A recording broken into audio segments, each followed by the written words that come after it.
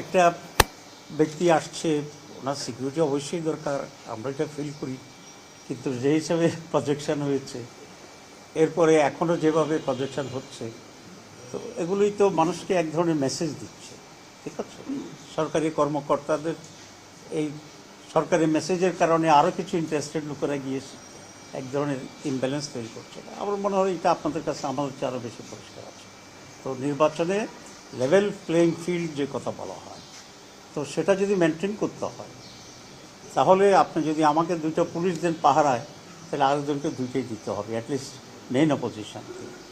আপনি যদি আমাকে 3 দিনে আমার ভোটারশিপ করতে দেন, তাহলে আরেকজনকে কমপক্ষে 4 দিনে হইলেও তাকে ভোটার বানানোর এই সুযোগটা থাকা উচিত।